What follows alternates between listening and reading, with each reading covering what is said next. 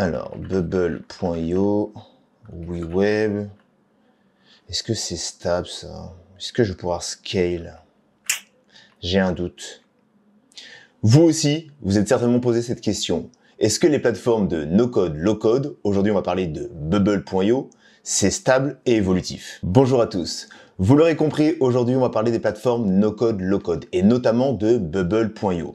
Je vais essayer de vous donner en moins de 5 minutes mon retour d'expérience sur cette plateforme avec ses avantages d'un côté et ses inconvénients. On va le voir, il y a de la subtilité. Alors on va commencer avant d'entrer dans le vif du sujet par replacer du contexte. Alors pour ceux qui ne connaissent pas bubble.io, c'est une plateforme du coup de no-code qui vous permet de créer des applications plus ou moins complexes sans écrire une seule ligne de code. Ça, c'est la promesse.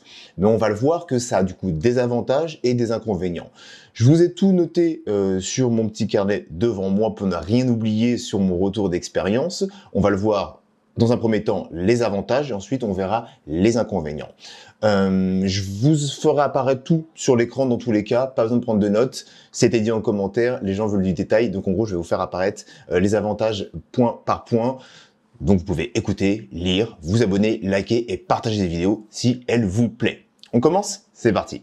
On commence donc par les avantages. Donc bien évidemment, le mindset et l'approche des plateformes no-code, c'est de ne pas avoir à coder, donc ne pas avoir des compétences en code pour pouvoir effectuer une application, créer une application, mais aussi un gain de temps conséquent qui est réel et qui est présent. Et ça, c'est son premier point fort. C'est le gain de temps et la rapidité de développement. Forcément, si vous comparez du no-code qui vous donne tous les outils pour créer la même fonctionnalité que sur du code sur mesure, il n'y a pas débat, à part si vous avez sauvegardé tous vos composants, etc. Mais le no-code sera toujours beaucoup plus rapide pour mettre en place la même fonctionnalité, entre guillemets, plutôt que la faire sur mesure. Donc le point numéro 1, l'avantage numéro 1, ça va être vraiment un gain de temps et une rapidité. Avec bubble.io, vous pouvez très bien concevoir votre MVP ou votre SaaS complet de manière efficace et en même temps pouvoir prendre en compte les retours de l'utilisateur sans aucun problème. Donc ça, c'est le premier point. Au niveau du deuxième point, j'ai noté la flexibilité et la personnalisation. Effectivement, l'outil est assez complet aujourd'hui, en 2025, au moment où on se parle, pour pouvoir vous permettre de tout créer, sans avoir vraiment de limites, aussi bien sur l'approche du back-end avec ce qui fonctionne. Bubble utilise des workflows, donc on va pour connecter toute votre logique derrière. Donc en gros, au clic d'un bouton s'enregistrer, par exemple, vous allez créer un nouvel utilisateur avec ces champs-là, ces champs-là. Tout ça, ça se passe en back avec les workflows.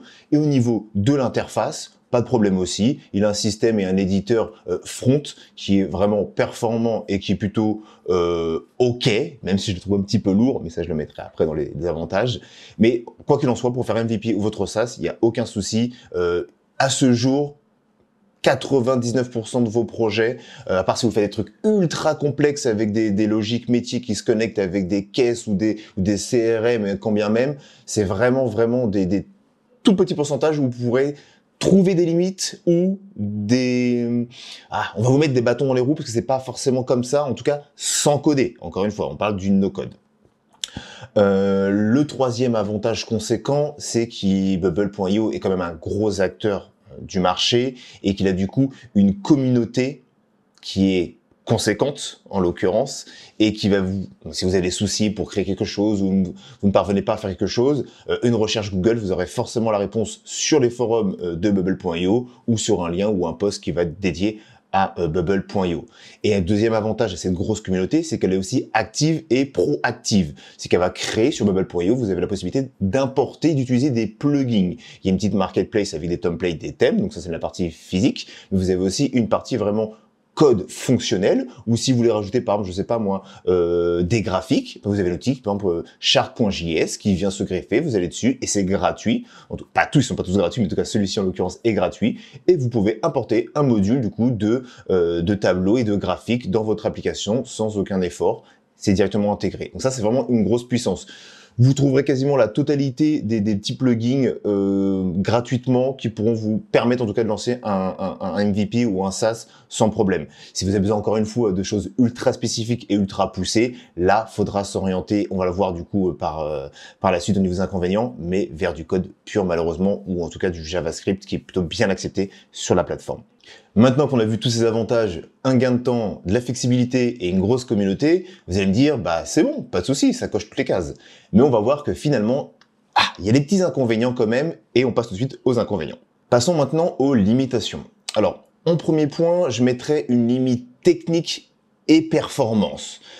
C'est vrai que pour les projets de MVP ou SaaS à plus petite échelle, ça fera le taf sans aucun problème. Mais c'est vrai que dès qu'on commence à avoir une application qui commence à être gourmande en ressources, avec des workflows complexes et des imbrications et des relations complexes, j'ai déjà dit dans une précédente vidéo, mais j'ai vraiment le sentiment de lourdeur dans le chargement de Bubble.io. On sent vraiment qu'il y a quelque chose, une machine derrière qui tourne. Alors je vais pas dire un tracteur, mais on sent qu'il y a quelque chose qui est vraiment, voilà, on sent que ça charge, quoi. Il y a des données qui chargent et c'est vrai qu'on a l'impression de perdre en fluidité. Alors ça, encore une fois, je mets vraiment un disclaimer. C'est sur des applications lourdes, voire complexes, qui font beaucoup d'appels, beaucoup de requêtes, des applications avec des applications tierces notamment. Mais encore une fois, c'est à noter, si votre application, on parle d'évolution, si elle évolue, ça va être une limitation. Et on va le voir, du coup, ça amène à un deuxième point par la suite en termes de charge. Mais juste avant, je vais vous parler d'une deuxième limitation que j'ai notée, c'est la courbe d'apprentissage. Et ça, pour moi, c'est un des gros freins / promesses qui... c'est même pas propre à Bubble.io finalement, mais du coup là on parle de lui, mais c'est vrai qu'on dit no code. Et qui dit no code, dans la tête des gens, je vais arriver, je vais tout pouvoir faire sans taper une seule ligne de code. Et c'est vrai que dans la philosophie, dans l'idée, c'est vers quoi ça tend. Mais finalement, ces outils-là, je pense qu'il y a une fausse promesse qui est derrière, qui est, ok, tu n'as pas besoin de coder au sens pur du terme, mais je trouve que si on n'a pas cette approche, cette vision ou cette appétence au développement et au code, et qu'on le fait soi-même, encore une fois, hein, ben je pense qu'il y a des choses qu'on fera mal, des bonnes pratiques qu'on mettra pas forcément en place, et du coup finalement ça en devient un faux ami. Donc pour régler et pour contrer ce problème-là, il faut vraiment avoir une courbe d'apprentissage qui va demander un peu plus de temps. C'est ça le point finalement, c'est la courbe d'apprentissage.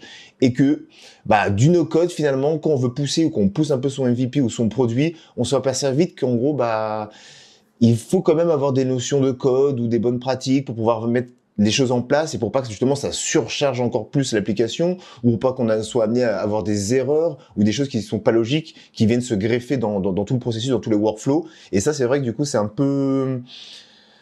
c'est un peu plus compliqué que prévu, je pense. Donc, le point, c'est qu'il y a une courbe d'apprentissage qui est quand même à prévoir. C'est pas vous allez arriver sur le produit, vous allez taper sur 3 boutons et tout sera fait.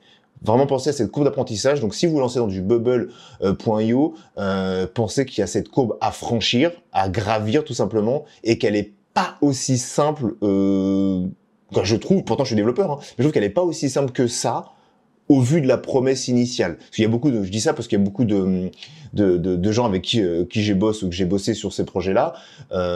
Oui, c'est du no-code et ils pensaient qu'en gros, c'est bon, ils allaient payer leur abonnement et que ça allait être, ils allaient tout pouvoir faire. Mais finalement, ils se posent plein de questions. Comment je fais ci, comment je mets ça en place. Donc encore une fois, la communauté peut vous aider. Mais voilà, je vais terminer là-dessus. La courbe d'apprentissage est réelle, donc à ne pas sous-estimer et à prendre en compte quand vous vous lancez dans du Bubble.io en tout cas. Et le troisième point qui est pour moi le nerf de la guerre, on va arriver au niveau du coût. Alors l'abonnement à Bubble.io en fonction de ce que vous voulez faire peut vite évoluer. Et sachant que Bubble.io aussi a mis en place un système de bande passante, pour faire clair, pour vulgariser. Ce qui veut dire que vous payez votre abonnement, qui vous donne le droit du coup à un certain niveau de bande passante, des unités, vous voyez ça comme des crédits.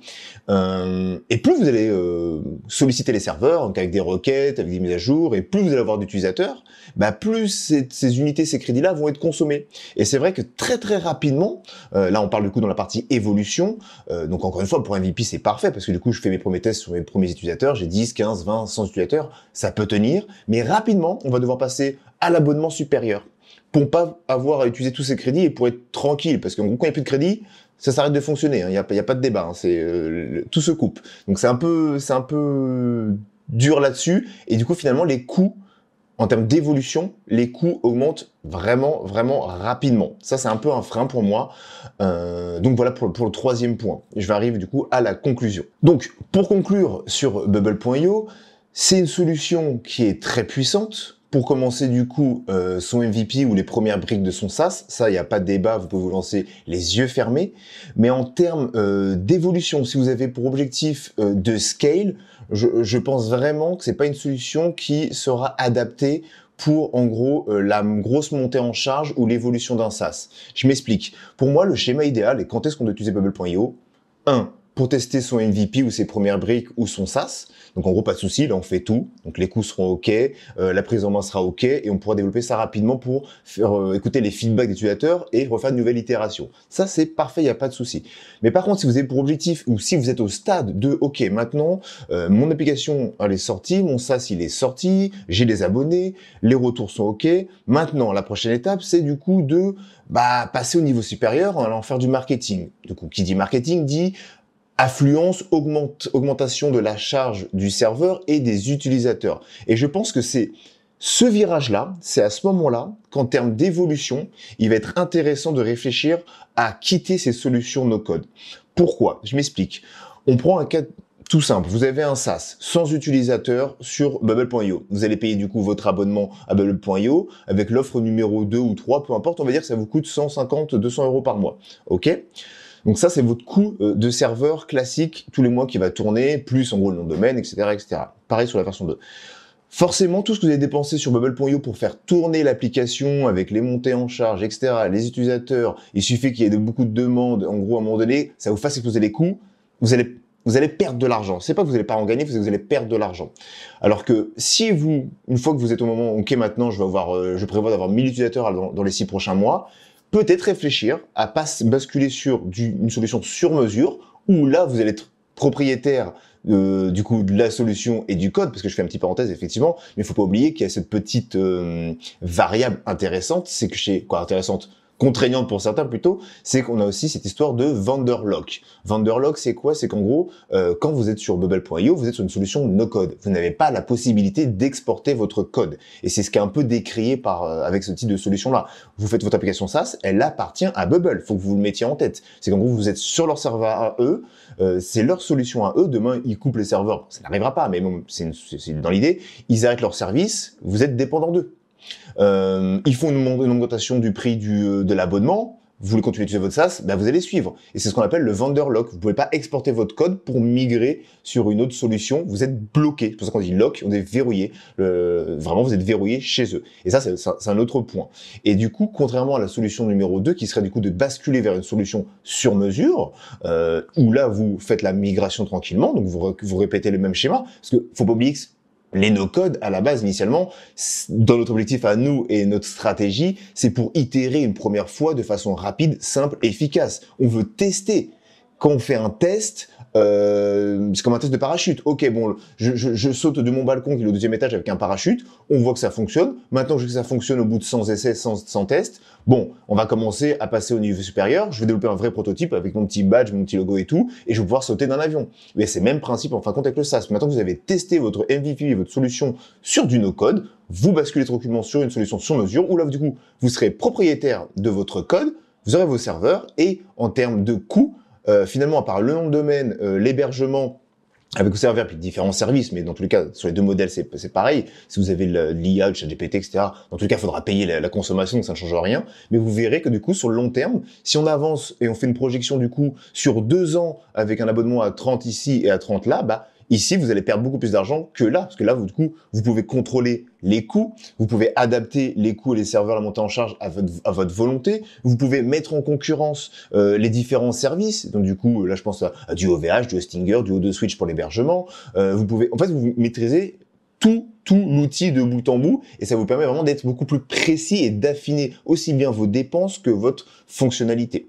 Donc c'est vrai que c'est pour ça que pour moi, je trouve qu'en gros, c'est à ce moment-là, en tout cas, pour conclure, qu'on devrait faire cette bascule du no-code vers du code sur mesure. Encore une fois, ça n'engage que moi, c'est mon avis et de mon expérience, mais regardez un peu ce qui se fait autour de vous, vous verrez qu'en gros, en tous les cas, même si on a des exemples de solutions no-code qui ont poussé, qui ont évolué, qui sont encore potentiellement dessus, ça amène à des contraintes et je pense pas que ce soit le bon call, le bon move à faire en tout cas pour se diriger vers une solution qui est pérenne et qu'on maîtrise et qui nous appartient surtout. C'est ça qui est intéressant. Quand même, pour pas rester sur du négatif, en termes de stabilité, on va pas se mentir, Bubble.io, je vais glisser aussi WeWeb ici dedans pour pouvoir faire un petit peu de pub quand même, sont quand même des solutions qui sont vraiment stables.